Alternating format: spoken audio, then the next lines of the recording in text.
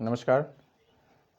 आज मैं आपको लकार का अगला वीडियो लेकर के आया हूँ। इस वीडियो में आपको बताऊंगा कि लंग लकार का प्रयोग, क्योंकि इसके पिछला जो वीडियो है अगर आप देखे होंगे तो उसमें मैंने लट लकार का प्रयोग बताया था प्रारंभ से, और आज मैं लंग लकार को आपको बताने जा रहा हूँ। ठीक है, तो आइए शुरू करते हैं लंग लकार को। तो लकार में जैसा कि बताया गया था कि लकारों की संख्या वैसे मूलतः 10 होती है, लेकिन अनुवाद को लेकर के व्याकरण में हम लोग क्लास 10 तक के अगर प्रयोग में ज़्यादातर जो है देखा गया है कि 5 लकार को ही अगर हम मुख्यतः पढ़ते हैं तो हम आसानी से अनुवाद सीख लेते हैं। ठीक है, तो इसलिए आइए लट लकार के बाद आज मैं आपको लंग लकार बताने जा रहा हूँ। तो लंग लकार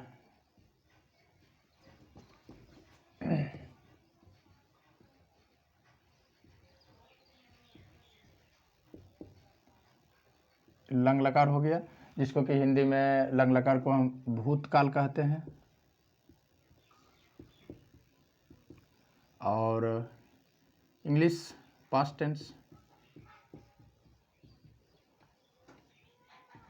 टेंस में इसको हम रखते हैं। ठीक है, लट लकार को मैं बताया था वर्तमान काल कहते हैं हिंदी में, और जिस प्रकार से टेंस में आप प्रेजेंट टेंस उसको कह सकते हैं, उसी प्रकार से लंग लकार को भूतकाल कहा गया है हिंदी में, और जिसका अंग्रेजी पास्ट टेंस होता है। ठीक है, तो आइए आज मैं इसको पढ़ता हूँ। तो सबसे पहले जैसा कि लकार में जब अब अनुवाद बनाने के लिए प्रारंभ कर रहे हैं, अनुवाद बनाना अगर सीख रहे हैं, तो सबसे पहले इसका रूप याद होना चाहिए आपको, क्योंकि जब तक अगर रूप नहीं याद होगा, लंग लकार का जो रूप क्या होता है, लट लकार का रूप क्या होता है, तब तक आप लकार आसानी से नहीं सीख पाएंगे। तो सबसे पहले मैं बता दूं आपको, आपको पता होगा पिछला वीडियो में भी ये बताया हुआ है कि पुरुषों की संख्या तीन पुरुष होते हैं, 3 वचन होते हैं। ठीक है, वचन होते हैं, एक वचन आपका हो गया द्विवचन, संस्कृत में 3 वचन होते हैं, और एक हो गया आपका बहुवचन। आसानी से ध्यान से समझेंगे तो इसको सीखने में कोई दिक्कत नहीं होगी, है ना। उसी प्रकार से पुरुष की संख्या भी 3 होती है, प्रथम पुरुष, उसके बाद आपका मध्यम पुरुष, उसके बाद आपका उत्तम पुरुष,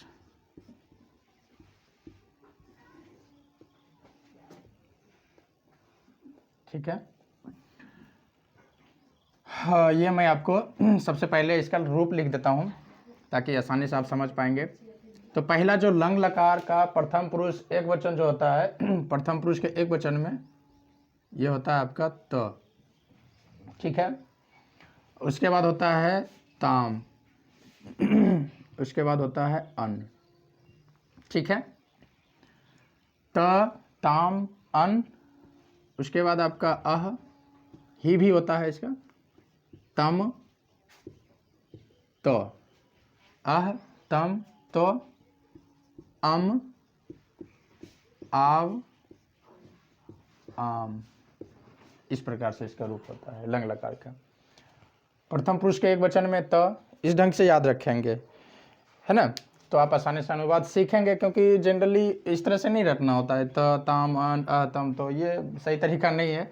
आप इसको ऐसे देखेंगे, प्रथम पुरुष के एक वचन में त, प्रथम पुरुष द्विवचन ताम, प्रथम पुरुष बहुवचन अन, मध्यम पुरुष एक वचन अह, मध्यम पुरुष द्विवचन तम, मध्यम पुरुष के बहुवचन में त, उत्तम पुरुष एक वचन अम, उत्तम पुरुष द्विवचन आव, उत्तम पुरुष बहुवचन आम।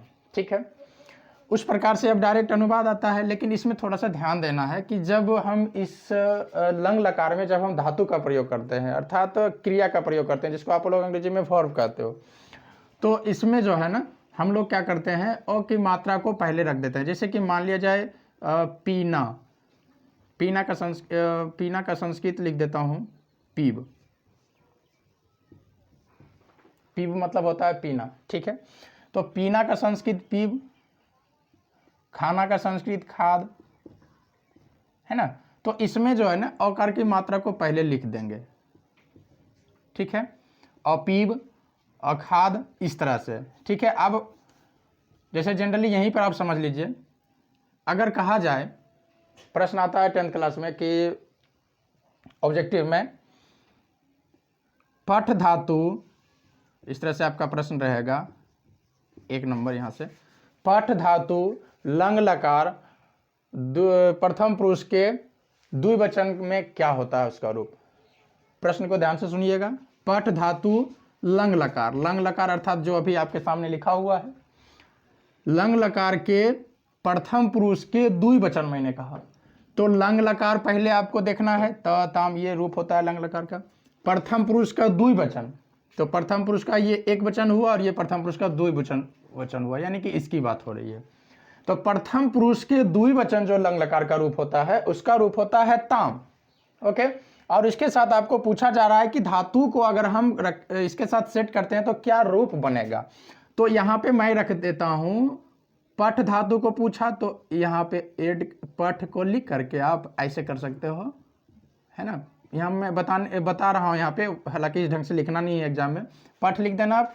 और ये धातु जो है, इस धातु को मैं लंग लकार के रूप में इसको सेट कर रहा हूँ, तो यहाँ पर आप अ की मात्रा को ला देना। ये बहुत ही इंपॉर्टेंट है और बहुत ही, ये कह सकते हैं आप भी है, अगर अ को आप छोड़ देंगे तो आपका ये लंग लकार का रूप ही गलत हो जाएगा, क्योंकि लंग लकार का जो रूप होता है धातु रूप, उसमें उसके पहले अकार की मात्रा को लगानी ही होती है। तो अ लगा दिया, पीछे में आपका हो गया ताम। तो ये आपका प्रश्न था। पठ धातु प्रथम पुरुष लंग लकार द्विवचन, तो पठ धातु लंग लकार प्रथम पुरुष का एक वचन द्विवचन का रूप क्या हो गया? अपठताम। तो आप अगर अपठताम कर देते हैं, यहाँ पर आपको लिख देना है अपठताम।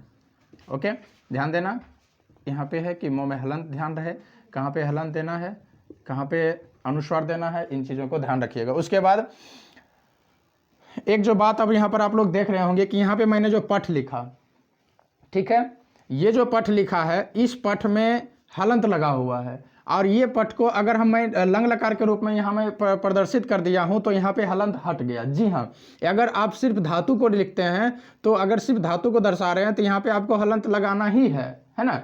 और अगर धातु को किसी लकार के साथ अगर ऐड कर रहे हैं तो वहाँ पर क्या होगा कि ये जो हलंत है ये आपका लोप हो जाता है। ध्यान रखिए, यहाँ पे अगर आप हलंत दे देते हैं तो ये आपका गलत हो जाएगा। ये छोटी छोटी बातों को ध्यान रखना होता है संस्कृत में, ठीक है। संस्कृत में सबसे ज़्यादा जो गौर करने वाली बातें होती है वही हलंत है, कहाँ अनुस्वार देना है, कहाँ विसर्ग देना है, इन सब बातों को आप ध्यान दें, ठीक है। चलिए, तो अब मैं आपको ये 1 नंबर ऐसे आता है 10th क्लास में, ठीक है। संस्कृत के 10th क्लास का एग्जाम अगर आप लोग देते हैं तो वहाँ पे ये लकार में से आपका प्रश्न आता है। चलिए, एक और मैं ले लेता हूँ, जैसे कि मान लिया जाए आ जाएगा आपका गच्छ।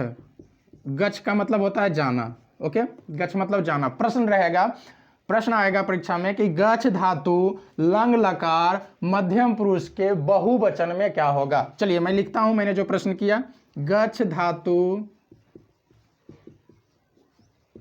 लंग लकार मध्यम पुरुष बहुवचन का रूप क्या होगा, ठीक है। ऑप्शंस भी रहेंगे नीचे दिए हुए, 1 नंबर का आता है ऑब्जेक्टिव में। तो सबसे पहले देखेंगे गच्छ धातु, ठीक है। तो गच्छ धातु को सेट करना है लंग लकार मध्यम पुरुष के बहुवचन में। चलिए, तो मध्यम लंग लकार ये आपका हो गया, ये दिख रहा है, मध्यम पुरुष यहाँ है, मध्यम पुरुष के बहुवचन ये हुआ, मध्यम पुरुष का एक वचन, मध्यम पुरुष के द्विवचन और मध्यम पुरुष के बहुवचन में तो होता है, ठीक है। तो यहाँ पे क्या करेंगे, इसमें मैं चलिए सेट करके आपको दिखा देता हूँ। सबसे पहले अ का मात्रा यहाँ पे ला देते हैं, अ गच्छ,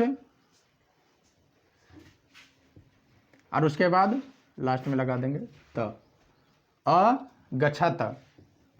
गच्छत, ठीक है, ओके। ये रूप हो जाएगा आपका मध्यम पुरुष के बहुवचन लंग लकार में। यहाँ से अगर आप ऐसे लिखते हैं, ऐसे लिखा हुआ रहता है, ऑप्शंस रहता है ये क्वेश्चंस परीक्षा में, बोर्ड परीक्षा में, तो आपको यहाँ पे टिक करना होता है, ठीक है। चलिए, तो मैं ये बता दिया कि धातु का प्रयोग हम कैसे लकार में करते हैं।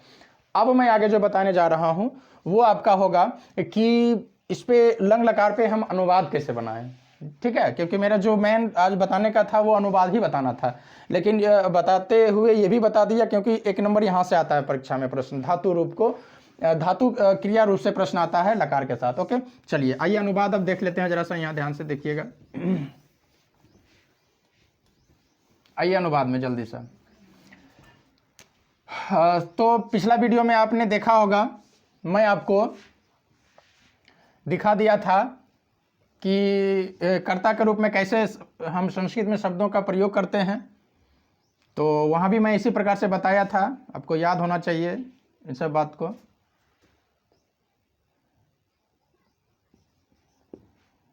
सह, तौ, ते, त्वम, युवाम, यूयम, ये बताया हुआ है, ठीक है। अहम, आवाम, वयम।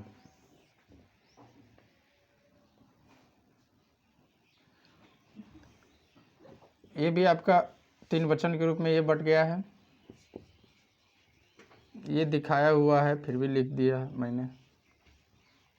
द्विवचन, ये बेसिकली आपको नॉलेज होना चाहिए, ये एक वचन, द्विवचन, बहुवचन, क्योंकि जब आप अनुवाद पढ़ रहे हैं तो ये तो याद होना चाहिए। याद नहीं रहेगा तो फिर नहीं काम चलने वाला है। पुरुष,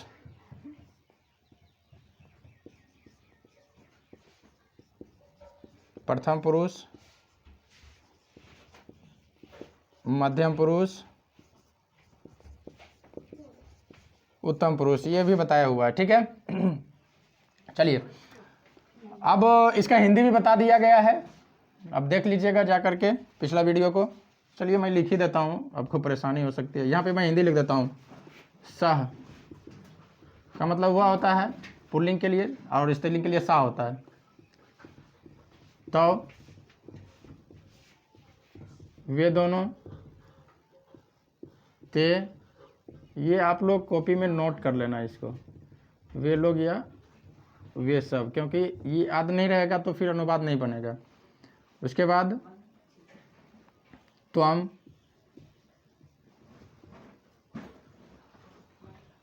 तुम, युवाम,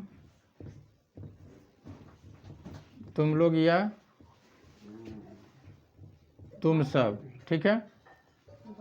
तुम लोग या तुम सब। अहम का मतलब मैं,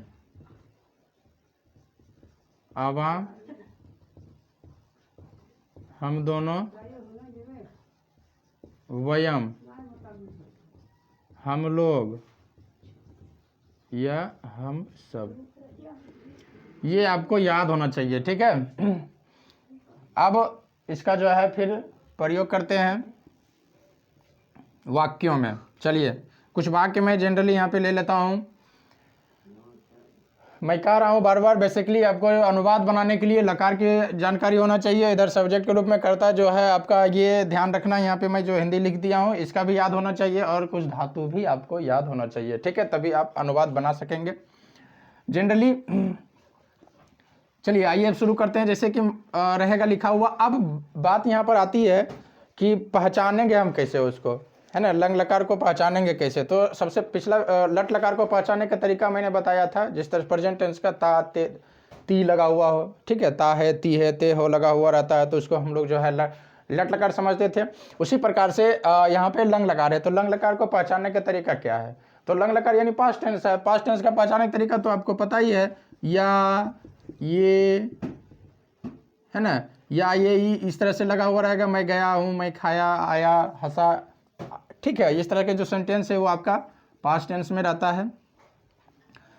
चलिए तो देखते हैं यहाँ पे ध्यान से। जैसे कि सेंटेंस रहेगा लिखा हुआ, उसने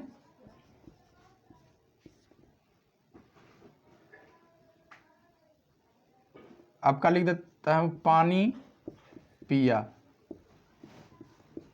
उसने पानी पिया, ठीक है। अब उसने पानी पिया, तो या का अंत की मात्रा, तो आप समझ गए कि ये लंग लकार का वाक्य है। क्योंकि जब बच्चे लोग जब इसका अनुवाद बनाते हैं तो सबसे पहले दिक्कत होती है कि इसमें कौन सा लकार इसको सेट करें।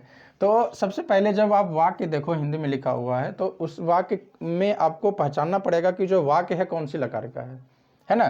तो या, ये, ई, ये सब लगा हुआ रहे तो समझ जाओ आप कि ये लंग लकार है, यानी कि पास्ट टेंस का वाक्य है। ठीक है, तो लंग लकार का उसने पानी पिया, पिया।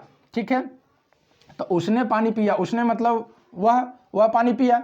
तो उसने का यहाँ संस्कृत वह जो हुआ आपका, जैसे कि इंग्लिश में मैं इसके लिए जो है यहाँ पे शुरुआत में ही कर देता, तो इसी प्रकार से उसने यानी कि वह, और वह का संस्कृत होता है सह, तो यहाँ पे लिख दिया सह। पानी का जलम लिख सकते, नीरम भी होता है, इसे जलम। पीना का संस्कृत जो है पीब होता है, पीब, पीब मतलब पीना। अब ये बना है नहीं, अभी नहीं बना है, ध्यान दीजिएगा यहाँ पे। यहाँ तक मैंने जो मुख्य रूप से संस्कृत होता है सामने मैंने लिखने का काम किया। अब पीब है, तो ये जो अब क्या करेंगे ये देख लेना है। यहाँ पर ये पता चल रहा है कि लंग लकार है, लंग लकार है, धातु के पहले यहाँ अ लगा देंगे, मैं बताया था, नोट करके लिख लेना। और उसके बाद अ पीब हो गया, अभी भी नहीं बना है। अब देखना है कि सह किस पुरुष के किस वचन में, लंग लकार में। तो सह ये पहले आप देख लेना, यहाँ पे सह जो है प्रथम पुरुष के एक वचन में सह होता है, तो लंग लकार में चलेंगे। लंग लकार के प्रथम पुरुष के एक वचन में क्या होता है, तो यहाँ पे पीछे कर देंगे, लगा देंगे त।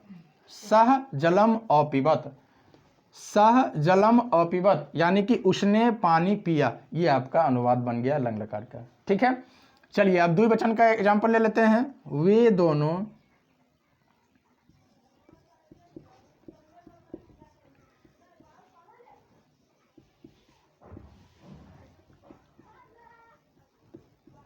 विद्यालय गए। ठीक है, वे दोनों विद्यालय गए।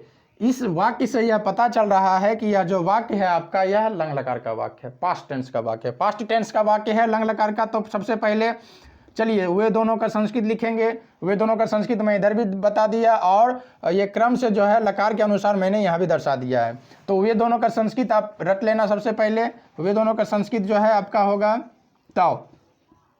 वे दोनों का संस्कृत तव। अब तव हो गया, तो तव देखेंगे कि किस पुरुष के किस वचन में है। तो चलिए यहाँ देखेंगे प्रथम पुरुष के द्विवचन में तव है। ठीक है, ये ध्यान रखना है। चलिए सबसे पहले विद्यालय का संस्कृत लिख देते हैं, विद्यालयम।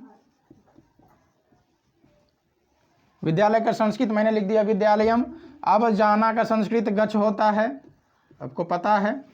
लंग लकार का वाक्य है, इसलिए शुरू में अ लगा दिए। जाना का संस्कृत और गच्छ नहीं होता है, जाना का संस्कृत गच्छ ही होता है, लेकिन लंग लकार है इसलिए धातु पहले जो है ओकार की मात्रा ओ आ जाता है। ठीक है, ओ आता है, सॉरी मात्रा नहीं, स्वर ओ का प्रयोग किया जाता है। ठीक है, अब उसके बाद तव हो गया, ध्यान देना है। तो तव देखेंगे कि किस पुरुष के किस वचन में। देखिए तव प्रथम पुरुष के द्विवचन में, यहाँ प्रथम पुरुष के द्विवचन में क्या है, ताम, तो यहाँ पर आप इसमें लगा दो ताम।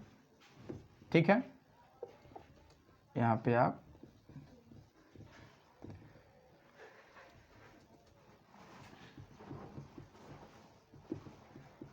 कितना इजी है, बहुत इजी है अनुवाद। ठीक है, संस्कृत ऐसे भी बहुत इजी है, नहीं पढ़ते हैं तो लोग को भारी लगता है, हार्ड लगता है, लेकिन ऐसी कोई बात नहीं है, बहुत नॉर्मल विषय है। तो हो गया। उसके बाद अब चलिए बहुवचन का मैं एक एग्जांपल ले लेता हूं। ठीक है, यहाँ पे लिख देता हूं आपका अगला, वे लोग, हाँ वे लोग, ये चलिए बहुवचन का ही ले लेता हूं, वे लोग ना, वे लोग घर गए। ठीक है, तो वे लोग घर गए, तो वे लोग का संस्कृत, तो वे लोग का संस्कृत ये याद ही होना चाहिए। अगर आप अनुवाद बनाने के लिए सीख रहे हैं तो सबसे पहले आप इसको याद कर लें। ये किस प्रकार से इसका जो है सेटिंग रहता है वचन और पुरुष के साथ, इसको याद कर लें। उसके बाद आप अनुवाद ये लकार याद करिए। ये अगर याद नहीं है तो फिर अनुवाद नहीं बनेगा, ये ध्यान रहे। तो इसलिए इसको जरूर याद कर लें। तो वे लोग का संस्कृत देखेंगे, वे लोग का संस्कृत ते होता है। ठीक है, यहाँ पे ते लिखा हुआ है, वे लोग का संस्कृत ते लिख दिया मैंने। अब घर का संस्कृत गृहम होता है, जाना का संस्कृत गच्छ होता है। ठीक है, अब उसके बाद देखिए ते हो गया, घर का संस्कृत गृहम हो गया, जाना का संस्कृत गच्छ हो गया। ये गए लंग लकार है, शुरू में अ लगा दिया, अगच्छ हो गया। अब उसके बाद देखेंगे कि ते किस पुरुष के किस वचन में है। तो चलिए यहाँ देख लीजिए, ते प्रथम पुरुष के बहुवचन में, तो लकार में प्रथम पुरुष के बहुवचन में क्या है, अन। तो अ तो साइलेंट रहता है, हिडन रहता है, वो को दर्शाना नहीं है, तो यहाँ पे आप न लगा दो। ते गृहम और गच्छन, यानी कि वे लोग घर गए। तो इस तरह से आप जनरली बना सकते हैं, बहुत ईजी है। एक दो एग्जाम्पल और थोड़ा सा मैं इससे थोड़ा सा दिखा देता हूँ, और ध्यान से देख लीजिए। अगर रहे लिखा हुआ मैं आज, थोड़ा सा सेंटेंस को बड़ा कर देते हैं क्योंकि अलग अलग प्रकार से सेंटेंस आता है परीक्षा में। मैं आज अपना विद्यालय गया। सेंटेंस थोड़ा सा बड़ा है, डरने की कोई जरूरत नहीं है, बहुत ईजी है। मैं आज अपना विद्यालय गया, तो मैं का संस्कृत अहम, यहाँ से आप देख लेना, मैं का संस्कृत अहम, आज का संस्कृत अद्य होता है, अपना का संस्कृत स्व होता है, विद्यालय का संस्कृत विद्यालयम होता है, जाना का संस्कृत गच्छ होता है, लेकिन लंग लकार है तो शुरू में अ लगा दिए, अगच्छ। और उसके बाद देखिए अहम किस पुरुष के किस वचन में है, तो अहम उत्तम पुरुष के एक वचन में, तो यहाँ उत्तम पुरुष के वचन में क्या होता है अम, तो अ की मात्रा को ओ को जो है साइलेंट रख देते हैं, ओ क्योंकि आपको पता है व्यंजन वर्ण में स्वर वर्ण की मात्रा, स्वर वर्ण जो है छिपा हुआ होता है, तो ओ लिखना नहीं होता है, यहाँ पे मैं सिर्फ अम लिख दिया। अहम अद्य विद्यालयम अगच्छम, यानी कि मैं आज अपना विद्यालय गया, तो यही वाक्य बना इसका। ठीक है, तो इस तरह से अगर आप जनरली इसको पढ़ते हैं तो आप आसानी से अनुवाद